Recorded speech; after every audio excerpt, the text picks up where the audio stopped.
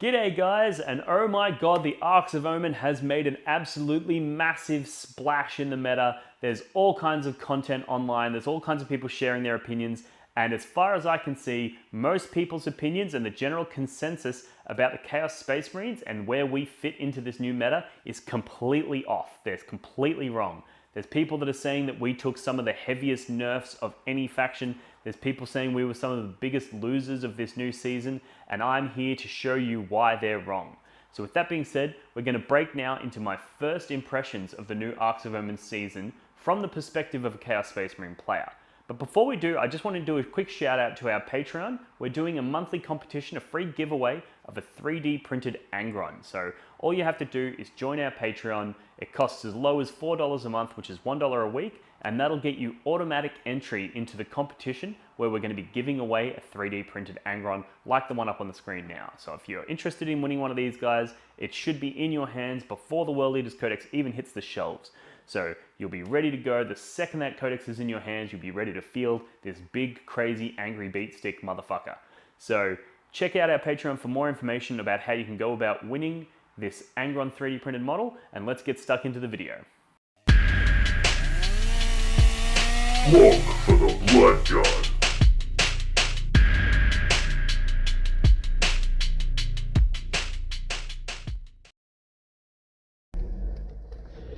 G'day guys, I just wanted to hit you guys with a real quick video addressing some of the comments and stuff that I've seen online surrounding the Arks of Omen season for competitive 40k and the implications and changes that have occurred for Chaos Space Marines in particular. There's a lot of people out there that are acting like the sky is falling. They're acting like this is, a huge nerf to Chaos Space Marines. They're one of the biggest losers of this new season and all this sort of stuff, and I just want to address that because I think that couldn't be further from the truth. I think we got a massive buff in this, and I think it takes a little bit of digging to sort of see it, but when you see it, it really does open your eyes to the potential and possibilities that we're going to have in this new season. So I want to address a couple of points. One is just a general thing about this new Arks of Omen season and what it means for the meta by and large. Then I want to address the specifics for the Chaos Space Marines and what that is going to look like for Chaos Space Marine players going forward. So first, just some general thoughts on Arks of Omen as a season. First of all, I think a lot of what GW has done is, I agree with a lot of the comments online that it was unnecessary. Like the meta was already at a state where most factions had pretty close to a 50% win rate. There are a few outliers, but what they should have done, in my opinion, is some very small targeted nerfs to those factions that were doing really well, and maybe some very small buffs to the factions that weren't doing so well. But instead what they've done is they've kind of flipped everything on its head. So looking at Space Marines as an example, because they're clearly going to be one of the big bad guys that you need to deal with in this new season. If you look at the Space Marines, what they did is they've gone, okay, we want to buff Space Marines because they're not getting enough wins, right? So what they could have done is just given them a slight points reduction, or just given them the free war gear or something like that. But instead, they've gone, well, we're going to take away their armor of contempt and make them even worse than they were before. And now, any corrections that we put in place to make them better are going to have to be very extreme. And as a result, the Space Marines have just gone ridiculous. Like the Space Marine army from 2 weeks ago will look nothing at all like a Space Marine army of today. And I think that's completely unnecessary, and I think they could have achieved very similar results, but in a lot less of a jarring fashion. And I think you could say the same thing for things like Harlequins and the nerfs they got, Tyranids and the nerfs that they got. Because they've removed armor of contempt from Marines, they feel like they need to do all these nerfs across the board because they've nerfed something that was already bad. Therefore, any nerfs that they apply to the things that were good have to be very extreme. And I think that that's just a fundamental mistake. I think a lot of people complained about armor of contempt, and then GW has, had a knee-jerk reaction, and they've just wiped it out of the game, and that's going to completely unstabilize the meta. That being said, an unstable meta is not necessarily a bad thing because it gives players an opportunity to innovate and create the new meta, and players who are effective at doing that are going to have a significant advantage in the game. So it's going to reward players who are creative and innovative, which is, I think, a good thing. So even though I think what they've done is a mistake and they could have done a more nuanced and subtle approach, I think this new emerging meta is going to be very interesting.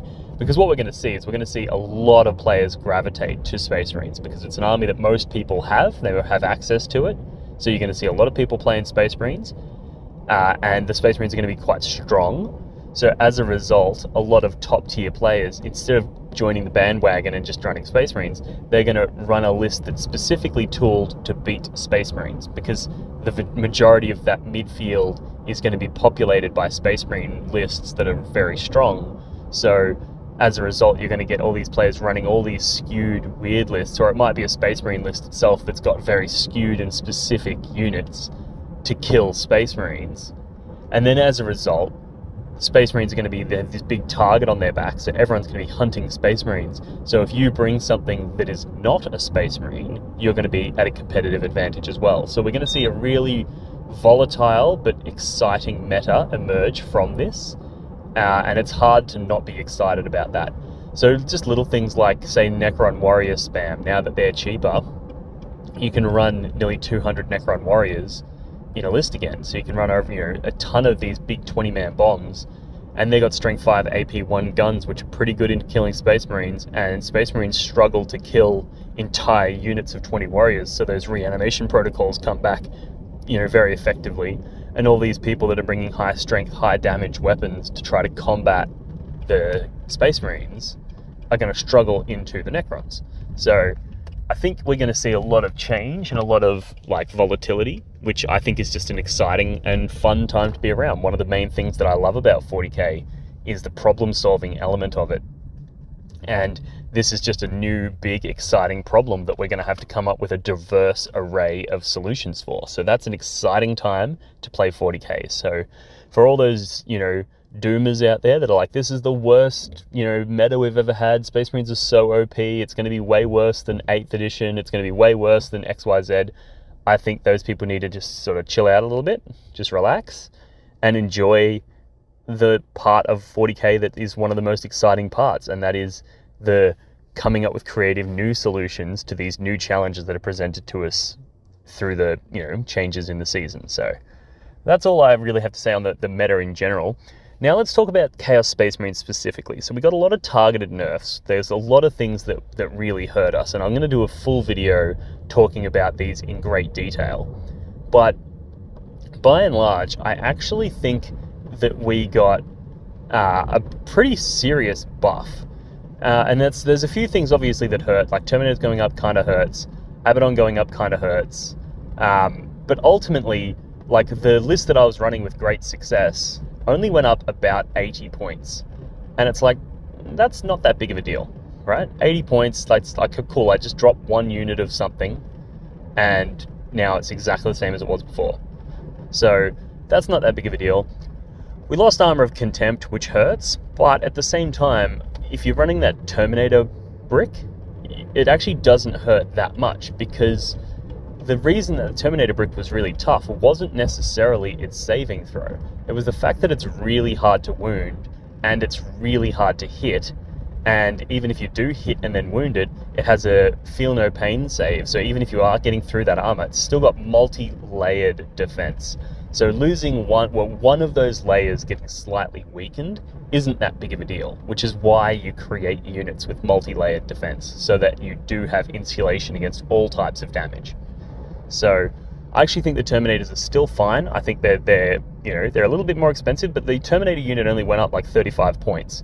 If you can't afford 35 points in your list, then you're doing something wrong, right? You should be able to shuffle some stuff around to get that 35 points. And on top of that, most Legionnaire units are getting 45 points worth of free gear. So realistically, it kind of does come out in the wash. It's actually not that big of a deal. But further to this, I think one of the big things that people are completely overlooking is that the Chaos Space Marines got new secondaries, which were our biggest weakness, was our secondaries. And now we don't have that weakness, or at least it's not as pronounced as it was before. And that is huge, because we were already dominating on the tabletops, and now we have really strong secondaries to continue to dominate. So yes, we might be a little bit weaker in the firefight against something like Marines, you know, or even, you know, against every faction, because we lost Armor of Contempt, so across the board we're a little bit easier to kill. That's true. And also up against certain factions, they got more points worth of units because all of their units became cheaper, so they get more firepower and therefore are more able to kill us. That is also true. But them killing us was never the problem. You know, that's at no stage have I been playing a game with the Terminators and gone, okay, the problem here is my Terminators die. That's never the problem. The problem is my Terminators will never die, but I struggle to score my victory points. So I think this balance actually works out a little bit better for Chaos Space Marines.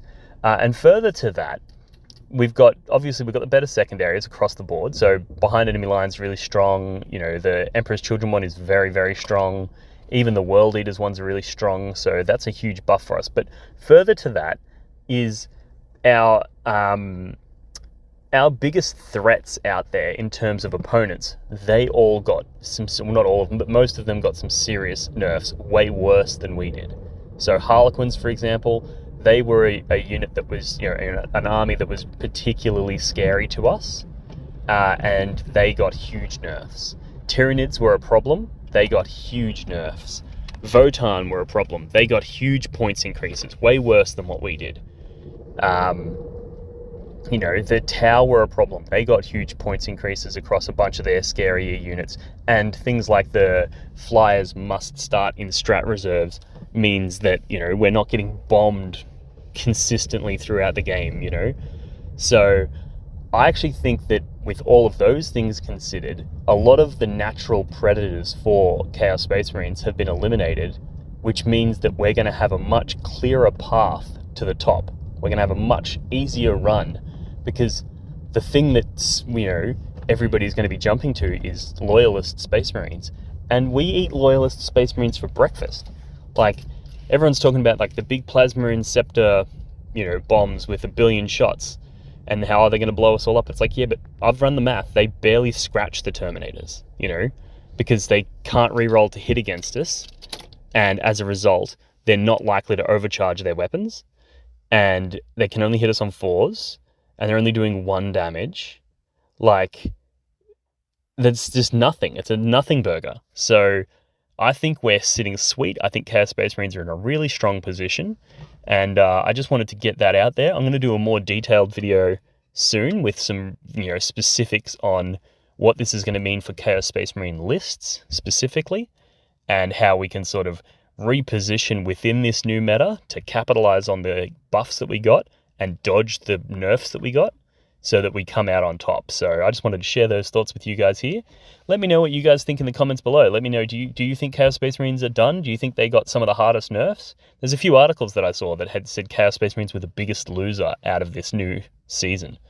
And I'm not seeing it. As a competitive Chaos Space Marine player, I am happy with these changes.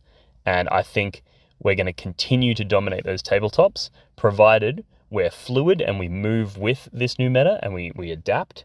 Then we'll be fine, you know, adapt and overcome. So let me know what you guys think. Let me know if you think I'm wrong, because it's entirely possible that I'm wrong. I might go to the first event and just lose to 5 Space Marine players and just get absolutely dumpstered and be like, oh, okay, cool, this actually is a problem. You know, I might be wrong. So I want to know what you guys have to say. I want to know what you guys think. Let me know what sort of lists you're thinking about running for the new Chaos Space Marines. And yeah, we'll get a conversation going in the comments below. And yeah, thanks for tuning in, guys. I'll see you in the next one. Cheers. Alrighty, guys, I hope you enjoyed that. This has been my first thoughts, my first impressions on the Arks of Omen. So let me know what your first thoughts are in the comments below. Let's get a conversation going, because it's entirely possible that I'm wrong here. But let's get a conversation going, let's nut it out, and let's together forge forward in this exciting new time, this volatile meta, which is going to be a ton of fun. So with that being said, I'm going to leave it there. I'll see you guys in the next one. Look for the Blood God.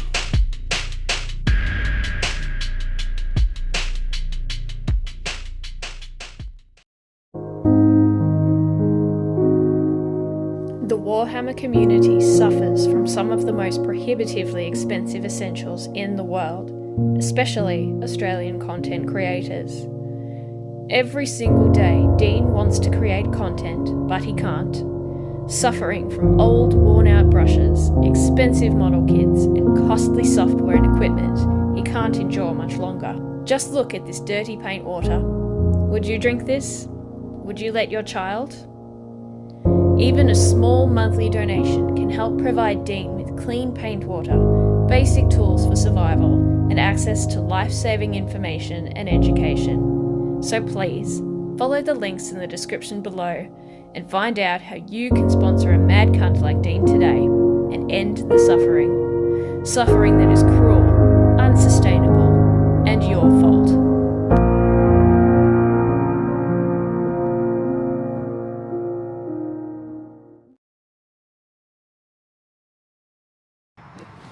Do your objective markers ever get lost behind terrain or other models and become difficult to see?